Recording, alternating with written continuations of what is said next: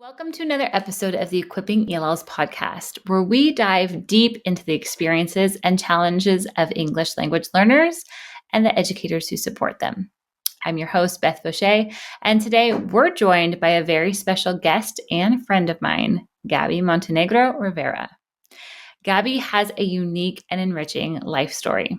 Growing up here in Panama, she has spent a significant part of her life living biculturally. She was exposed to English and American culture starting in middle school, and this really paved the way for her future educational and personal life. This early exposure to a new language and culture opened doors for Gabby to attend a university in the United States, where she met her American husband, and it helped to further blend the rich influences of her Latin roots with her experiences in the U.S.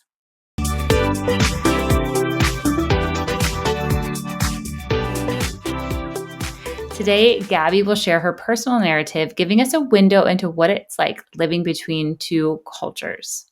Her insights are not just her own, but resonate with the experiences of many in our global classrooms. So, whether you're an educator, a student, or just someone interested in the rich tapestry of human experience, Gabby's story promises to enlighten and inspire. Let's get started and welcome Gabby to the show. Yeah, I'm happy to be here. Gabby is a dear friend of mine, and sadly, she's not in Panama right now or has been here the last couple of years, but we've had the opportunity to just do life together. And she is one of those people that I personally am very jealous of because she is so bilingual, so bicultural. She can go in and out of cultures and languages like no big deal. So I strive to be like her someday. But if you actually have any of our resources that have been translated into Spanish, Gabby has done that because she really has a gift of knowing not just word to word translation, but translation is really about bringing the whole culture and meaning to what's being translated. And you're super gifted at that. So I am so excited to have you here today and just really talk about biculturalism because so many of our students in our classrooms today, that is their story. But if we as teachers haven't experienced it ourselves, it's hard to really know how can we create environments where they feel really proud of both cultures that they know of and belong to. And so thanks for joining us. Let's dive right in. And why don't you share just more about your upbringing and, how you were exposed to English and learned English so fluently at such a young age? Yeah. So I was super privileged to grow up in Panama. My dad is from Panama, my mom is from Colombia, and I was raised there. Again, I was really blessed. So I started school in a small private Christian bilingual school. And what I mean by bilingual is that I was taught both languages at the very same time. So in first grade, we were not just taking an English class, but we were also doing like social studies in English. We were doing science in English. So I was actually learning both languages. Same thing with English class. Like third grade, I was reading like Charlotte's Web, whatever you guys were reading in English, I was reading it. But then I was also reading like Spanish literature. So that's how I was raised from a very young age. So I would say all elementary. By the end of elementary, I would have considered myself bilingual. I could have been placed in a country or space where they spoke English and I could successfully communicate. When I was in middle school, my family started attending an American church in the Panama Canal Zone.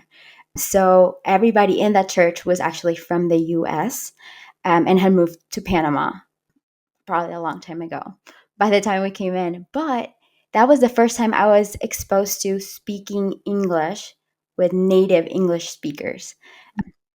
And that was different because it was only every Sunday at church and every Wednesday night at youth group. But it almost felt like I was joining a whole different world. Like these people spoke English all the time. So that was the first time I was introduced to just the American culture. And that was kind of like a couple times a week. When I went to high school, I asked my parents to switch me over to that school just because I shared the beliefs and it was my church and my friends. And I really told them, I think my English is going to grow so much attending the school that was part of this church. So in 10th grade, I made this switch and I started attending this all English school. And it literally felt like I was traveling in space.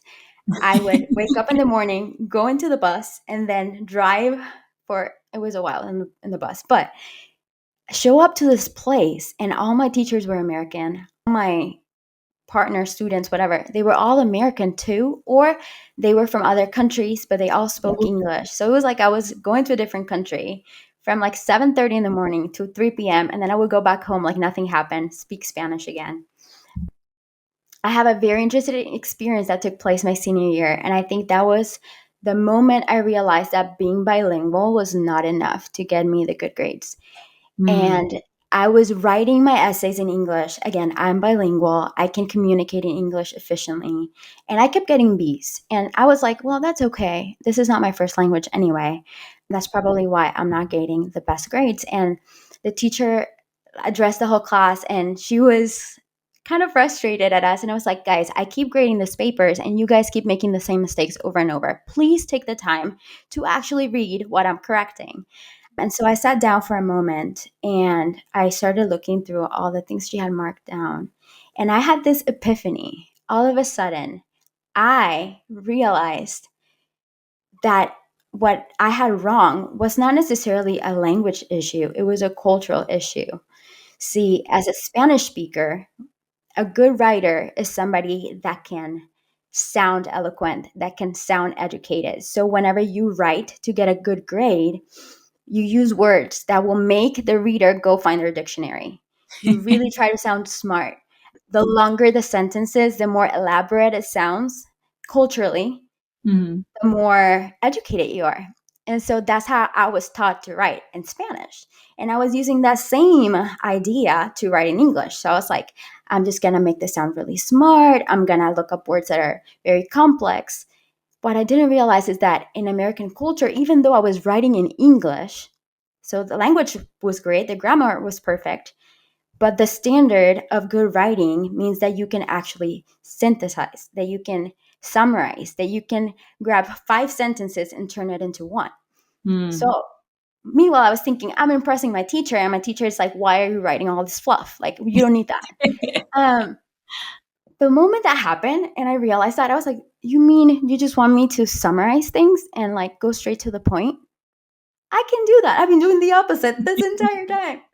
So the next time I submitted my paper, like every time I would get 100, and all my classmates were like, "What?" Like they just were like, "You can write, right?" I was like, I could have written better this whole time. I just had no idea that culturally the standard was different from writing, even though I was writing in the correct language.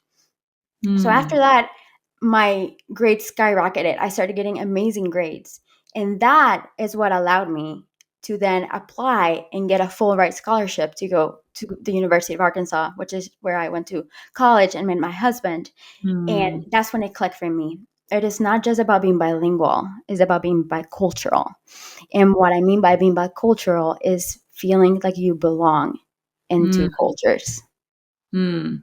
I love that. I love that story and that epiphany. And, that is such an amazing point to make, especially for our listeners who are teachers of, as if we have a cultural mindset, we sometimes forget to explain that cultural mindset to some of our multilingual learners. And that is, yeah, once you knew the rules to play by, you're like, oh, I got this. This is easy. So thank you for sharing that. I love that so much. So you just defined biculturalism as feeling like you belong. Why do you feel like this term is really important in regards to our multilingual learners? Yeah, I think we just kind of have to learn where they come from. So let's think about first generation immigrants. These are the parents of our students. They usually are bilingual, but they hardly ever are bicultural. They come into the country, they observe the culture, they understand the culture. However, they might not choose to participate or to get to a point of belonging into the culture. Mm-hmm. Then comes the second generation, and that's typically the students we get. And that could be either they were young when they moved into the US or they were born in the US. And these are students that will be bilingual because they speak in a different language at home. And they will be bicultural because they get to learn it from their peers in class and just doing life. So I think it's important to coin that difference. And then when you have a group of students that is bilingual and bicultural from the same culture, then there is an extra bond there. Yeah. So say that you have students that are American Indian, their parents are Indian, they are born here, but you know what I mean? Like they have Mm-hmm. both cultures together. That's when you see those little cliques that form. And you need to know they're not just bonding over having Indian parents, they're bonding over the blend of cultures they're experiencing Mm-hmm. and that biculturalism that we're talking about. Mm-hmm. And then there's another term that is not talked to as much, which is quite the opposite, and that is third culture. I don't know Mm-hmm. if you've heard it before. Mm-hmm. Third culture is the opposite, is the lack of belonging. So this happens more with kids who travel a lot. So maybe their parents are in the military and they're not just exposed to two cultures, but they're exposed to three, four, five, whether it's because of a job or work or whatever. And they move so often that they don't get to root their identity in a specific culture. And Mm-hmm. so they don't have that sense of belonging. So whether you have students that are bicultural or that are third culture, I believe that part of the job as a teacher is not just to teach them a new language, but to help them develop that sense of belonging in the culture Absolutely. that they're currently in. Oh man, that is so, so good. Now I want you to share a little bit your experience when, you had a lot of exposure with the American culture here in Panama. You were very bilingual. You're really picking up bicultural abilities. So then you go to the US for college. So what was that like? Did you cling more to other Latins when you were in the US? Did you really embrace, Americans with a mix? Tell me more about that experience. Yeah. So the moment the plane landed, I was looking for the Latin people.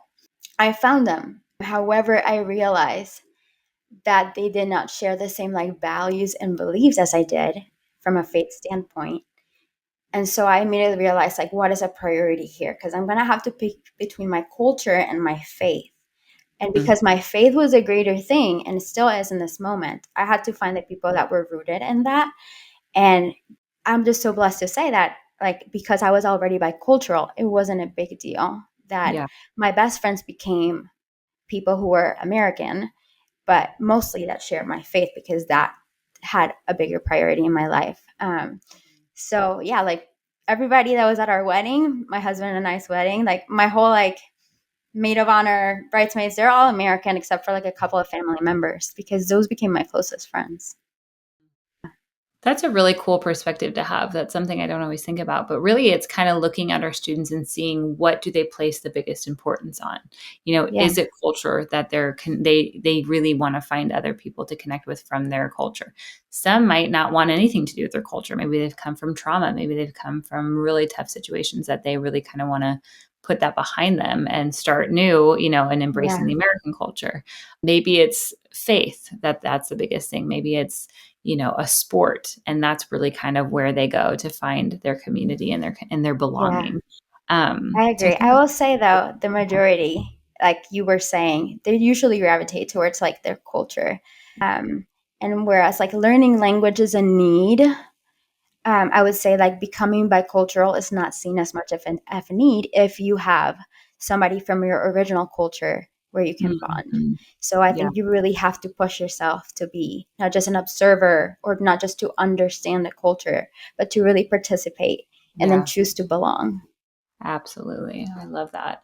And the episode that was just released before this one is, I'm encouraging my listeners to go back and listen to that one with Pamela Broussard, because she hits on that, especially for high schoolers, of just really as teachers, as a community, breaking down those walls and barriers, because we want our students to belong, with the culture they relate to, but also we want to help them, really assimilate and make friends beyond just what they know and belong in different situations. Maybe it's the orchestra or National Honor Society. There's so many opportunities for students to connect. And so I think it's a healthy thing to really be belonging to the two cultures and not having to choose between one or the other. But I know that it can be hard. And so you've been living in the US for the last few years now. And so this is really kind of what prompted me reaching out to you, because a couple weeks ago on Instagram, you were sharing how you really, have kind of two personalities depending on if you're speaking Spanish or English and the environment you're in. And so I thought that was so fascinating because, even though I can speak Spanish, I'm not bicultural and bilingual in that aspect where I really switch so easily between the two cultures. So I wanted you to really share more about that and expand on that. Yeah. So when it comes to personality and our identity, I'll just use this analogy because it helps. I think of it as a deck of cards. So you have a deck of cards, and each card is the specific trait of who you are: your sense of humor, the food you like, the music you listen to, the way you relate to friends, the way you relate to family, your hobbies, the things you enjoy doing. So all those cards are part of who you are. When you are bicultural, you start to realize that there are some cards that fit better in one culture and some might fit better in the other. So let's just say sense of humor. I will define my sense of humor purely as Hispanic. And that's what we call like relajo, like you just tease each other. It is a very unique thing that is hard to explain if you haven't experienced it, because in the American culture, it might be more like, are you bullying each other? Is this healthy? But it's a Mhm. very unique Hispanic thing. Whereas the American sense of humor, there's dad jokes, there's puns, there's a lot of dry humor that even Mm. though I observe it and I understand it, I just don't enjoy it. I'm just gonna give examples. There's shows like Parks and Rec, The Yeah. Office. That's just cringy to me. Like it's sincerely not funny to me. And so, but here comes the card, right? This is the sense of Uh-huh. humor card.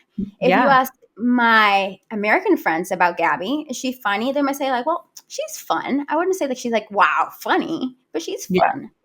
If you ask my Hispanic friends, Gabby, they might be like, Gabby's a clown. She is hilarious. You know what I mean?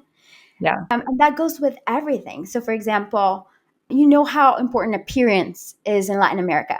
Like people dress Mhm. up to go to the doctor. I remember I was sick and my mom would put a dress because I'm going to go see this man who has a PhD. It's very I true. never related to that. As my own personality, I was always in comfortable clothes, baggy pants, tank tops, super chill. And my American friends would be like, "Oh yeah, like she dresses pretty stereotypically. Like she's not a fashionista, but she's put together." My Panamanian friends probably will look at me and be like, "Why do you look homeless today? Can you go back and change? We're not going out with you." So that goes to like think about every trait of who you are. And I think that's the beauty of being bicultural. You find what cards play better in what culture. So in America, I'm on time. I've always been love being punctual. In Hispanic cultures, I'm early. Why are you here already? This is who I am. So yeah, that's why I feel like I have two personalities. I don't actually have two Yeah. personalities. It just gives, you know what I mean? Like it looks like I have two personalities to the people. If they were to compare that, most of the time they don't even know. It's only Right. me that knows. So yeah, that's kind of what I would define that like now. The biggest struggle for me right now is it's been 2 years since I've been to Panama. So Yeah. there are some cards that have not gotten their chance to play. And they're Mm. just sitting there getting dusty and bored and sad that they're not Mm. getting their turn. And that's kind of like what I defined as homesickness for me.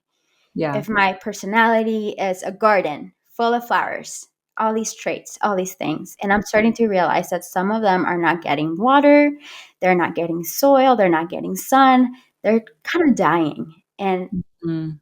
that is affecting me emotionally. That's kind of Yeah. like my biggest thing right now, which I will be in Panama in 2 weeks. And I cannot wait because like I can feel those parts of Yeah. myself being like, any moment now, you need to go back. This is part of who you are. Mm. Mm. Yeah. Yeah, that's what I was going to ask. Since you're living in the US, your husband's American, you're raising your kids biculturally, or what does that look like in the home? Because if you're, really kind of missing that piece in this season, Yeah. how do you still try to keep that a part of your home with your children? Yeah. Do you try to find community around you that can kind of bring some of those cards? I love that analogy. That was so well said. Yeah. So I will say the hardest part has been to find people that are bicultural altogether where I am. Mhm. So right now the goal is just to start to raise bilingual. But Mhm. I've had to grieve the fact that my kids are not going to get to experience that full bicultural Mhm. diversity that I was able to experience. In Mhm. fact, I told that to my husband. I was, I'm grieving that they're not going to have the same childhood that I had, that they are not exposed to the same things. I think the ideal dream would be able to find, for me, which in the classroom is usually more available than once you're an adult, but to find people who have that bicultural understanding, because we just connect in a deeper level. It's kind of like when you're the same faith. It's like, well, you know Jesus, I know Jesus. Like, oh, you know what I believe.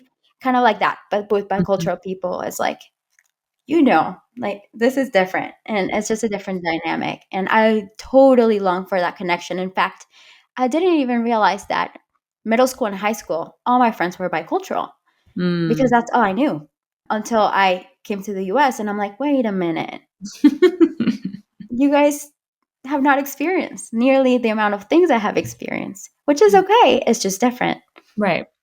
Yeah. So, how do you feel like living biculturally has shaped your personal values or your worldview? You just, like you said, you've had so many experiences. You've looked at things probably in so many different ways than just growing up in one culture. How has that really helped you? I think it just has expanded my perspective. There's not like a good way to do something and a bad way. There's a different way. There's Mm. not good food and bad food. There's just different food, And that goes to every aspect of life.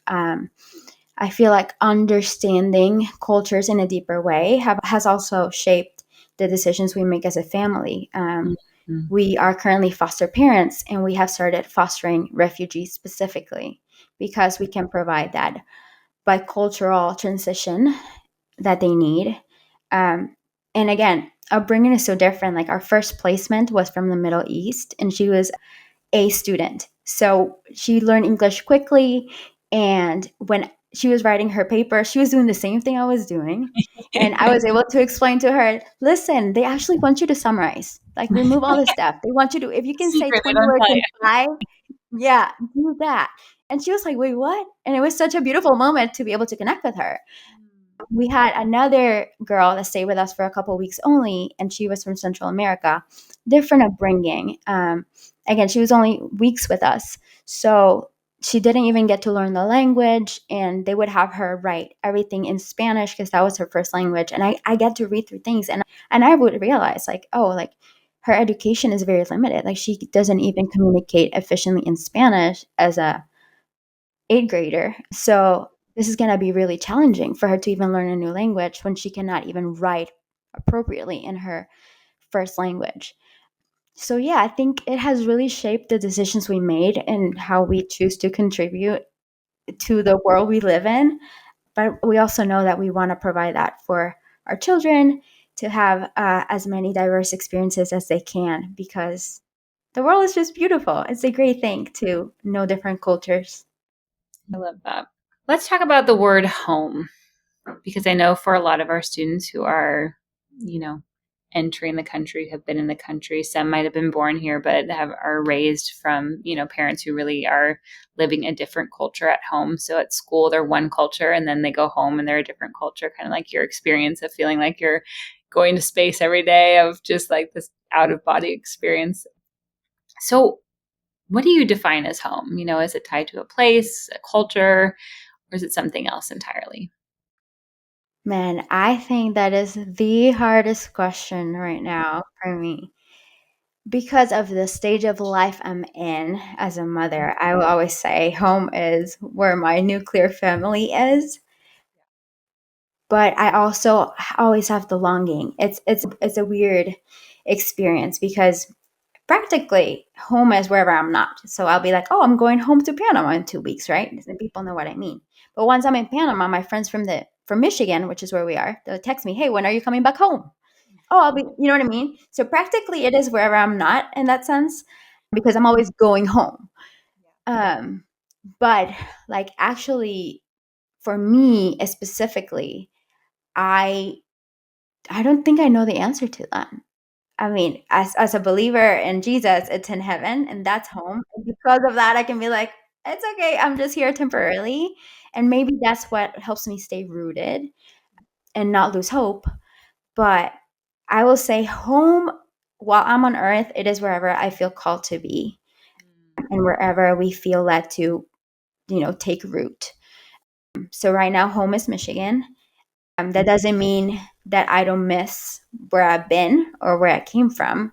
It just means that I'm fully choosing to embrace where I am because I want to have a deep sense of belonging so that I Yeah. can give myself fully to the Mm, people around me and just live to the fullest.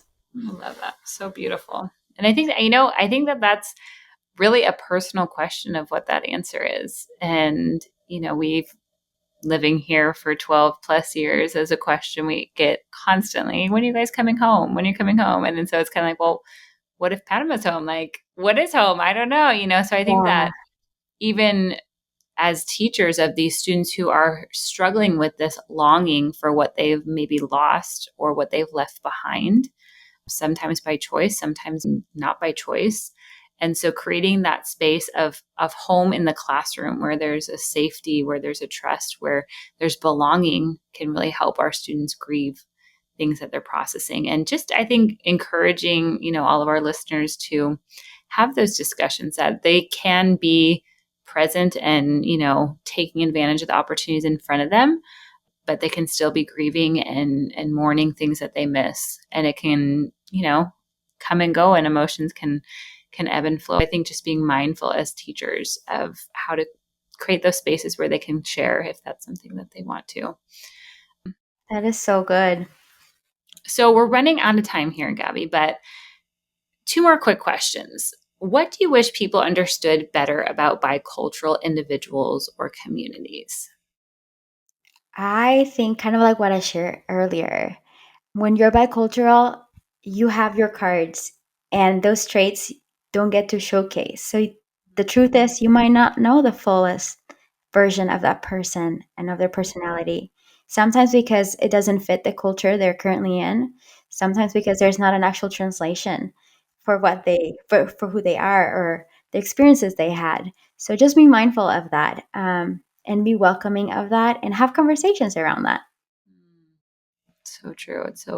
It's so funny too how, living here has opened my eyes to just different humor, different people that, are celebrities in Latin culture that I thought I never before, like I could see that person on the street and would never have thought twice about them. But now that like I've been in this culture and this is, it's just funny how that does really shape so many of those cards that we do play and impacts us in that way. There's sometimes that stifling of personality just because, especially as earlier on, if you're learning the language still, you might not get the humor, or there might be puns or idioms or things that are said in conversation that really just throw off your understanding completely. So it's really hard to engage. So I think it's really exactly what you said, important to just make space for, people to share who they are and ask questions and see if you can pull out some of those dusty cards and learn about other cultures for sure.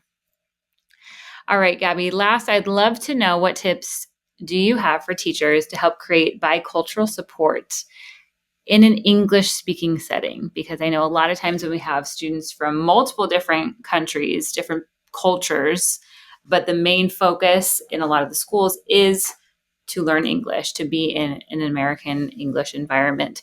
And so, how do we create that space for these students to still be able to connect and relate and share their original or their native culture?